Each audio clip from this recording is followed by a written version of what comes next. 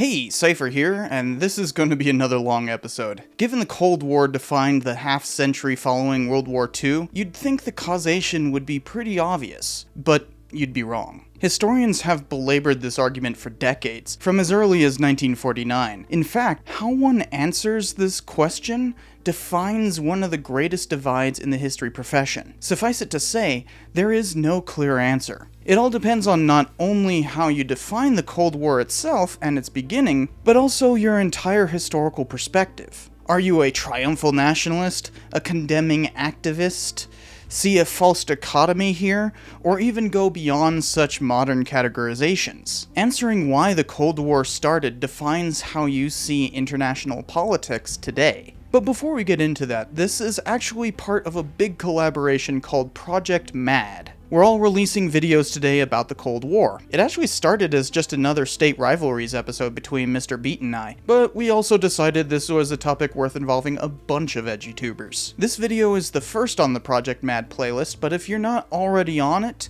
you should click on that little card in the corner or in the description. We got folks from all sorts of education channels on here, so be sure to check them out. To understand the importance of this topic, though, you've got to understand what it even is. It seems simple to just say the Cold War was escalating tensions between national powers that typically prelude a direct war, but in this case did not actually become a hot war. Of course, that just doesn't quite work. The Cold War is generally acknowledged as having existed between the aftermath of World War II and 1989, but some folks date it back to as early as 1918 and as late as 1991. There were plenty of proxy wars and huge amounts of violence otherwise, so this wasn't exactly a war never fought. Plus, this Cold War ebbed and flowed, sometimes reaching terrible heights like the Cuban Missile Crisis, or sometimes ceasing to exist altogether like during détente in the 1970s.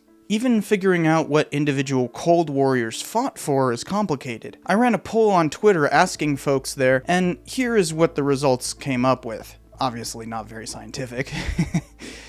The orthodox view is that it was a fight over ideologies, capitalism versus communism. These were proclaimed by the rival powers of the United States versus the Soviet Union. But the ideological conflict was so thoroughly undermined by hypocrisy, it may as well be farcical. You'll find most historians scoff at such an oversimplification.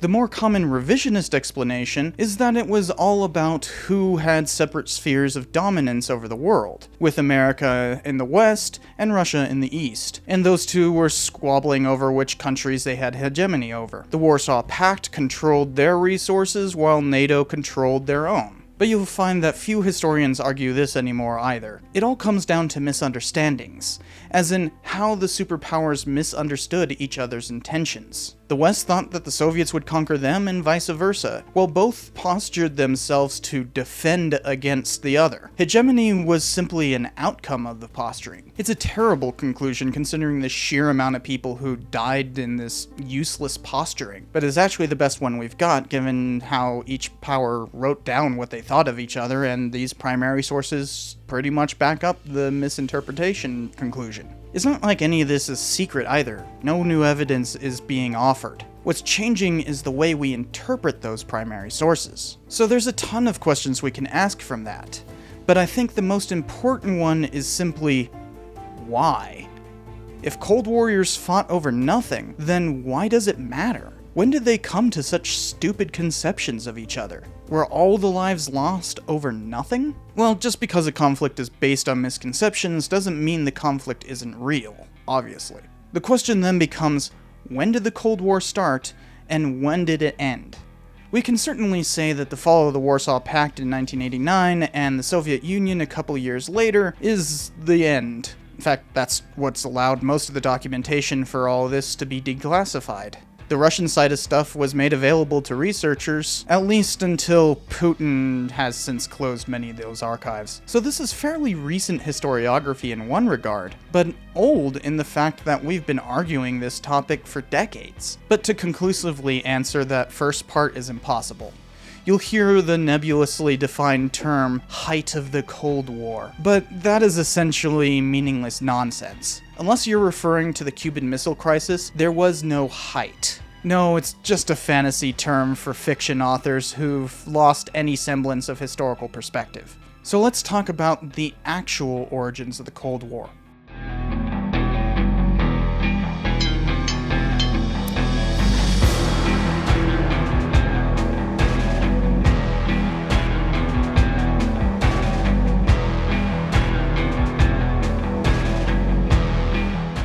The Cold War has many definitions. Probably the most basic one hinges on the idea of mutually assured destruction, or MAD.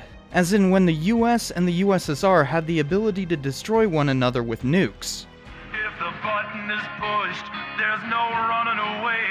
There'll be no one to save with the world in a grave. The fact that we were on the eve of destruction is sometimes argued to be the key characteristic of the Cold War. Nuclear powers stared each other down. Now, I've talked about the nuclear triad and the world's constant teetering over the precipice of annihilation in another video, so we don't need to go too deep into that. But something that is often forgotten is when MAD came about. The US did not guarantee our ability to send retaliatory bombing until 1961, and that second strike capability is the key component for MAD. Until then, it was not a thing. In fact, the term wasn't even coined until a year later. From 1945 to 61, total annihilation was not a possibility, and nuclear war was certainly contemplated plenty of times throughout that period. Nukes were still a new technology. The Soviets didn't even test their first bomb until 1949, well after when everyone agrees that the Cold War began. And it took years after that before they could even threaten the US. No, the reason why nukes weren't used is because no one in power wanted to. After having seen Hiroshima and Nagasaki, President Truman thought it was too destructive and not a real recourse in diplomatic conflict. His successors mostly agreed, at least until MAD came into existence a decade later. So nukes aren't a good explanation. A far more convincing explanation is the existence of proxy wars. While the US and USSR didn't directly fight each other during the Cold War, though the Allies had intervened in the Russian Civil War in 1918 through 1920, including the US, but after World War II, there were a series of wars that involved both sides of this rivalry, but in other countries. Hence why they're called proxies. It's a war that is an indirect stand-in for the larger rivalry. The first of these was the Chinese Civil War, and the last was Afghanistan in the 1980s. But most people think of these as skirmishes in the larger Cold War, rather than defining it. It also forgets the sheer amount of diplomatic energy spent on foreign countries besides warfare. Some of the worst massacres were dictators killing their opposition, countries that basically genocided their own populations to fight against communist or capitalist influence include Chile, Argentina, El Salvador, Guatemala, Cuba, the Eastern Bloc, Angola, Azerbaijan, Indonesia, Cambodia, South Vietnam, China, Taiwan, and Korea. Prior or during World War II, there was also Spain, Hungary, and the Soviet Union herself. Even part of the Holocaust targeted Reds. Beyond war, these massacres took millions upon millions of lives. The proxy wars explanation also forgets how rivals interacted directly and handled domestic policies in accordance with the Cold War. So most historians look at where tensions came from. The most basic is, of course, communism versus capitalism. The United States had strong anti-socialist tendencies since the Second Great Awakening, an entire century prior to the October Revolution, and a couple decades before Marx wrote his first iteration on communism. Yes, these things are very deeply rooted. But the problem with this interpretation is that it just doesn't explain most of the Cold War. Red baiting, as in harassing or persecuting people on account of known or suspected communist sympathies, is less about rooting out real communists, and in actuality is a power play to silence opposition, whether intentional or not. Heck, during World War II, the Allies had praised Stalin as Uncle Joe. We even half-heartedly attempted to bring them into the Marshall Plan after the war, though talks broke down, of course. Instead of communism versus capitalism, you could reframe the Cold War as a fight over the very definition of republic. Both the Warsaw Pact and NATO were constituted from republics, but of very different sorts. Republicanism can take many forms, but it's all about power being held by some sort of representation of the citizenry. How that representation is selected can change drastically, though. Western powers rely on voting for their leadership. In the East, they relied on the internal committees or councils of their political parties. So it was Western democracy versus council democracy. Of course, the fact that democracy was violated in every possible way by both sides makes this debate somewhat useless. While ideology certainly had a role to play, there was something much deeper to this rivalry. Power politics is at the root. It was a play over who would dominate the world. Regardless of ideology behind each side, the Cold War was about dominance. Before Russia even became communist, they'd been competing with the West, especially Britain, over who would control more territory. It's called the Great Game. What else is the Cold War but a continuation of the Great Game? Just with the US taking the role of Britain as we overtook them geopolitically. It even terminated in the same place, Afghanistan. Another interesting twist is that this was less about communism or capitalism, but the implications of those two things. Open markets versus nationalization. Now that's somewhat of an oversimplification, since the US has engaged in nationalization since our founding. We've nationalized railroads, mail, and even broadcasting corporations to surprising success. But on the international scale, we fought against nationalization tooth and nail, while the Soviets supported it. This was played as a fight against communism, but it was actually a fight for US-based corporations to remain influential abroad. Open markets favor the powerful, since they've already got the capital to invest, thereby making US-based corporations globally hegemonic even today. This gets somewhat uncomfortable for Americans to see, because it means that much of our policies of supposed free trade are still based on this great game from decades ago, propping up our most greedy citizens. But this still has problems given the US's embrace of nationalization when it suits us, even though there are times that we refuse to see that it works because of red-baiting rhetoric. So you can see there's tons of different interpretations, which also means that it fully depends on your definition of the Cold War who you see as the aggressor, though some views on this are far superior than others. Wait, what do you mean? Are you saying that the US started the Cold War? We certainly didn't take over the Eastern Bloc and drop the Iron Curtain, libtard. Of course that's how you'd see it, Crypto, but there are a lot of different perspectives on this, and yours is kind of obsolete. Especially after historians got access to Soviet archives in the 90s. While taking over the Eastern Bloc was certainly an act of aggression against those particular states, it was not an act of aggression against Russia's allies during World War II. Stalin lowering the Iron Curtain was to protect his empire, not attack the West. Imagine thinking that the America First movement before Pearl Harbor was an act of aggression against Britain. Like, that's stupid. And yeah, that's essentially what you're arguing there, Crypto.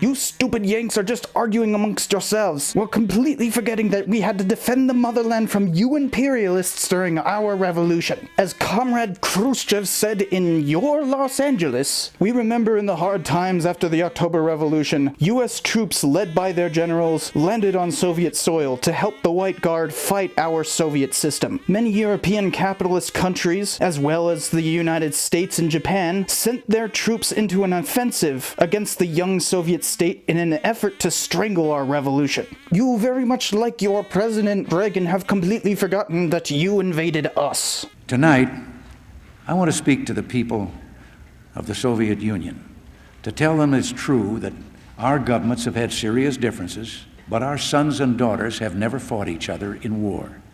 And if we Americans have our way, they never will. Wrong! We will bury you. Ah, a new character to represent all the tankies and woke scolds, you know, because Crypto isn't exactly designed for that. Say hello to Comrade Cheka, the cynical proletarian. So, Cheka, Well, yes, it's true that the Allies invaded their former ally during the Russian Civil War, and that's quite a stain on the whole Russian-Western relations and everything. You're kind of forgetting the entire time afterward, as Russia sought to actually be friendly with the West, especially in 1934 all the way to World War II. And while yes, it's true, some historians have called the period between 1918 and 34 the First Cold War, but unlike what you're implying, those historians actively argue that Western aggression during the Soviet Civil War was completely disconnected from Soviet aggression after World War II. You kind of have to differentiate these things. Plus, if you think that the intention of the Allied intervention in the Russian Civil War was to smother communism, you haven't read a damn thing on it.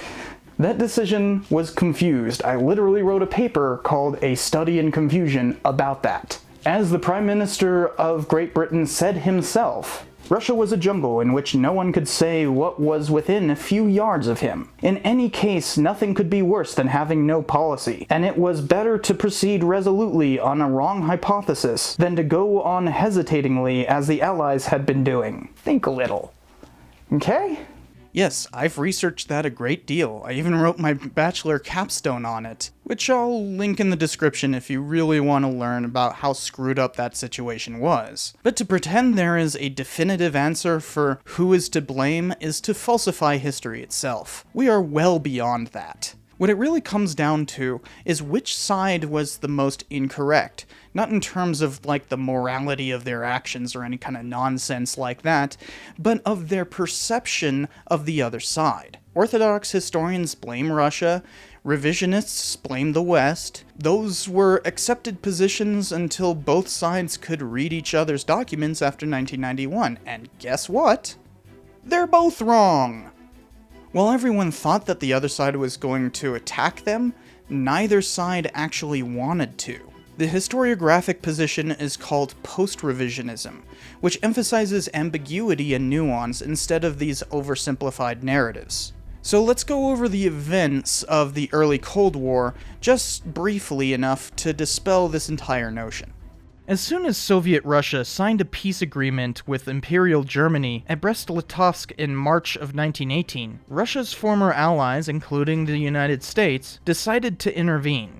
By aiding interior allies during the Russian Civil War, they took over the North, Caucasus, and basically all of Siberia. Considering Germany had successfully invaded Russia in the winter and taken basically all of the south, this left just the central part of the country in Bolshevik hands. Now, the Allies said that the invasion was to keep munitions and allies safe, but those goals were over after World War I completed. Yet the Allies remained involved until 1920. No one really knew what to do, and tensions somewhat worsened after the Allies pulled out, save for Japan, who stayed for a couple years. The US had a Red Scare in 1919. It was perhaps the craziest year in American history. There were race riots that left thousands dead, mass protests throughout the country which often ended in bloody suppression, domestic surveillance on a scale we've never seen before or since, and a federal crackdown on supposed Bolshevik conspiracies. President Woodrow Wilson collapsed while campaigning for the Treaty of Versailles, all while purposefully ignoring some of the worst unrest the US has ever seen. Wilson! And just think, this was while the Russian intervention continued. Well, with Wilson out of the way, Secretary of State Colby took over for him. He articulated what would be the US policy towards Russia for the next decade and a half when he said, "It is not possible for the government of the United States to recognize the present rulers of Russia as a government. That the existing regime in Russia is based upon the negation of every principle of honor and good faith. The negation, in short, of every principle upon which it is possible to base harmonious and trustful relations, whether of nations or of individuals. They intend to use every means, including, of course, diplomatic agencies, to promote revolutionary movements in other countries." American policy towards Russia remained like that until FDR became president in 1933. A year later, he recognized the USSR. While domestically, FDR received a lot of scrutiny for the possibility of linking this with his New Deal policy. In the USSR, Stalin viewed it as a capitalist nation trying to cozy up to one of the few countries that managed to remain unaffected by the Great Depression. But there were enough similarities in their policies that even a later rock band poetically phrased it as 5-year plans and New Deals wrapped in golden chains. Well, around the same time, there was the rise of fascism in Italy, Germany, and eventually Spain. The Communist International, which was under the control of the USSR, decided they needed to band together with more centrist regimes like the United States against the rise of the far right. They campaigned for unity and purpose through what they called the Popular Front. This was an uneasy alliance between political movements in the West and the Comintern, proven unstable by the sheer amount of spies used by the USSR throughout this period. To root out such spies for both communists and fascists, the US created the House on Un-American Activities Committee, or HWAC, during the Depression. They would eventually find a few spy rings, including several in the US Treasury Department, but the worst infiltrations were in British intelligence. This spy activity nonetheless inspired further antagonism despite the Popular Front. That hazy alliance was initially ruined by the Soviets signing a non-aggression pact with their political opposites, the Nazis. To most of the world, this seemed unconscionable for the far left and far right to agree to carve up Poland, thereby causing a Second World War. But that was no alliance. The Soviets got bogged down in the Winter War up in Finland, and the Nazis supported Finns with arms and advisors. It was a proxy war, as though Germany and Russia were in a mini Cold War. But that didn't last long. When Germany began to run out of oil because of a British blockade, and a different proxy war in the Middle East, Hitler decided to invade the Soviet Union to get more oil. This effectively brought the USSR into World War II as an ally. 5 months later, as the Wehrmacht became bogged down in the Russian winter, the Axis power of Japan attacked American territory in Hawaii, Guam, Wake Island, and the Philippines, officially bringing the US into the war on the Allied side. But despite being allies, Russia continued to employ spies in American industry, including the Manhattan Project that created the atomic bomb, whose leaked information became the basis for Russia's own nuclear program. But for the time being, we were allies. The breaking point came sometime during the final year of World War II, 1945. A series of conferences were held to coordinate the war effort and negotiate the terms of Axis surrender. In Yalta, Crimea, the Allies decided that Germany should surrender unconditionally. Even at this point, Stalin wanted to assign spheres of influence in post-war Europe, but FDR avoided that accommodation during the conference. Only a month afterward, the US began negotiations for German surrender in northern Italy, called Operation Sunrise. This leaked to Russia, leading to some terse words between Stalin and FDR. Stalin feared that the rest of the Allies would sign a separate peace with Germany, cutting Russia out of the spoils of war. But that didn't matter, because Germany surrendered not too long after the news of Sunrise broke. The Allies occupied sectors of Germany, uneasily cooperating to maintain order after so much carnage. The British were far more concerned with the communist threat to their east, so they began planning what they called Operation Unthinkable. They thought that they could use the Soviets' vulnerable position to keep pushing east and keep them from conquering Eastern Europe. But cooler heads prevailed in time for another big conference in Potsdam. Here, the Allies acquiesced to the division of territory which already existed. East Germany would remain apart from the rest until 4.5 decades later, firmly under Soviet influence. Potsdam also allowed Stalin to begin an offensive against Japan in Manchuria a couple weeks later. But before that could happen,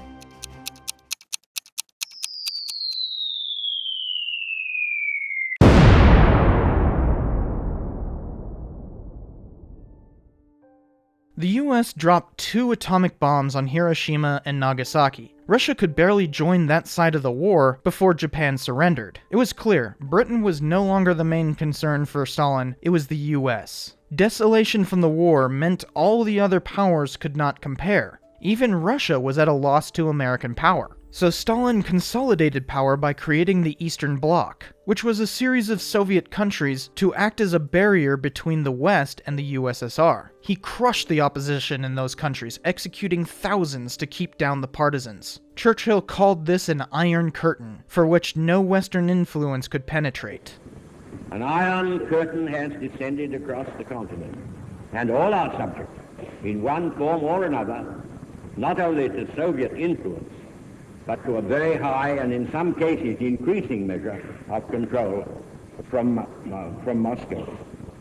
Even in Asia, this division of power became apparent with the partition of Korea between Soviet and American influence. These buffer states were still hazy, and how much further influence the US and Russia could gain was an open question by the end of 1945. One of the first flashpoints was Iran, of all places. Stalin refused to remove occupying troops left over from a joint invasion during World War II. With subtle Soviet support, separatists declared 2 communist republics in early 1946. In the middle of all this, a long telegram for President Truman arrived from an obscure American diplomat in Russia. It advised that the US should take Russian expansion seriously and try to contain it wherever possible. George F. Kennan would return and write an article to the same effect for further distribution under the pseudonym X. Truman took Kennan's advice and made containment policy the essence of his doctrine toward the Soviet Union. So he threatened Stalin in a number of ways, including with nuclear weapons, in order to dislodge him from Iran. But that wasn't the only place flaring up.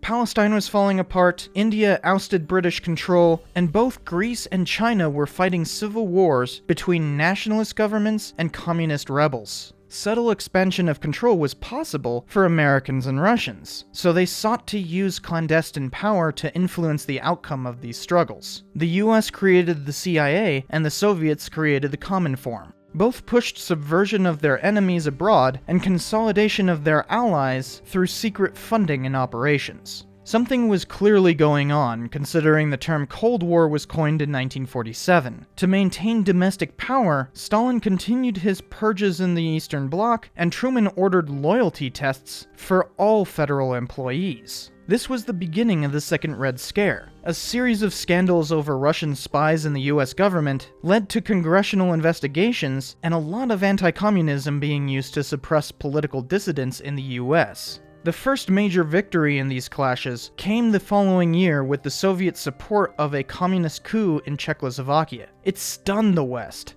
leading to the consolidation of Western Germany and CIA support of partisans in the East. But Stalin couldn't keep consolidating so easily. Yugoslavia's leader, Josip Broz Tito, openly opposed Stalin, though remained communist. Tito even gained US support at times, because of his opposition to the USSR, despite being a communist. The ultimate outcome of the Czech coup, though, was the acceleration of an American plan to economically support rebuilding Western Europe, basically making West Germany, France, and Britain into buffer states, a kind of Western bloc. The US did offer support to Russia for reconstruction, but they refused for fear of American influence. The animosity was already too deep, but Stalin himself tried to appeal to American sensibilities. Western news trashed his reputation, using the very real history of gulags, terror famine, forced mass relocation, and their non-aggression pact with Germany. This clearly hurt the tyrant. In the US, he went from the familiar moniker of Uncle Joe to regularly being compared with Hitler. This was not merely a defeat of his popularity abroad, but the entirety of communism as rebels became less willing to associate with him.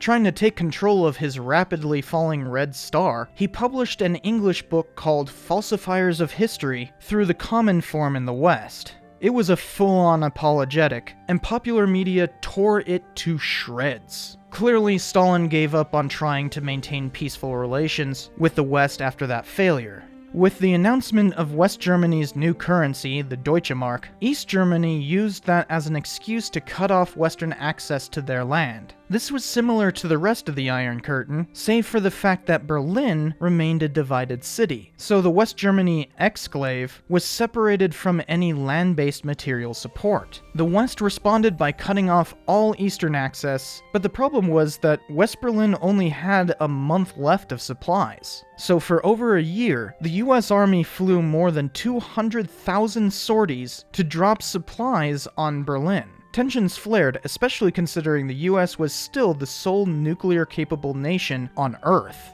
Of course, the Soviets knew that in 1948, the few Silver Plate bombers, or B-29s capable of delivering nukes, were not in Europe yet. So Truman's threats of nuclear war fell on Stalin's deaf ears. But the Soviets gave in anyways, and eventually allowed ground access once again, though Berlin would remain a focal point of tensions for the rest of the Cold War. In response to all this, several countries signed the North Atlantic Treaty, creating NATO. Now the US could use our nuclear arsenal in protection of allies and coordinate such massive responses like the Berlin airlift. But just as that was finished, Russia tested her first atomic bomb. The US was no longer the sole superpower. Along with this came the revelation of Soviet spies in America's Manhattan Project. We even executed 2 of them for espionage, but there were even more spies, worsening the Red Scare at home. The ultimate failure of containment policy came later in 1949, when the Chinese Communist Party managed to conquer mainland China, relegating the old nationalist regime in Taiwan. The then 4th largest country, eventually to become 3rd largest, on Earth, was under the control of the first, Stalinist Russia. Mao Zedong quickly implemented his own Stalinist purges, causing 3 decades of bloody revolution, unhelpful isolationism, and mismanaged agriculture. 1950 started out with insanity at home and abroad. The Red Scare morphed into McCarthyism, a kind of witch hunt that was ultimately to tar any kind of nonconformity with the red label. Get that communist Joe.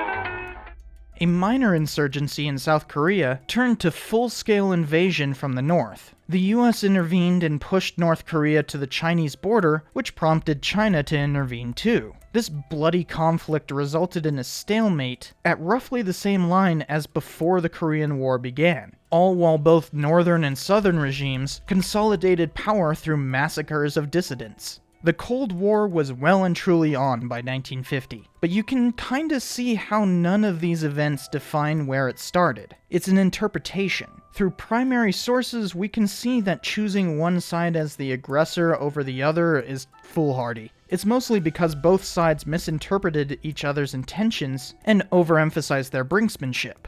Who knows what the world would be like if we simply understood each other better, but that's not the case.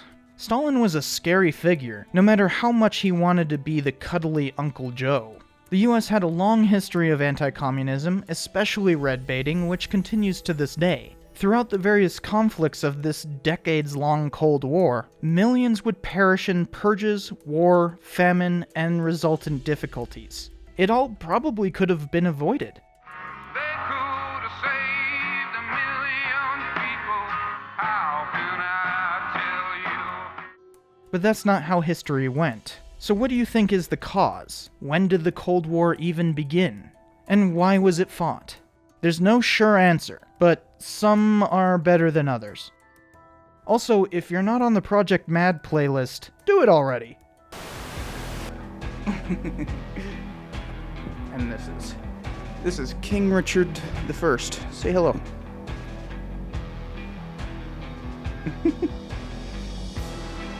And I think King Richard is perfectly happy. Well, thank you. Oh, good boy. Yes. He's being annoying. And they're right. Yeah. Good boy.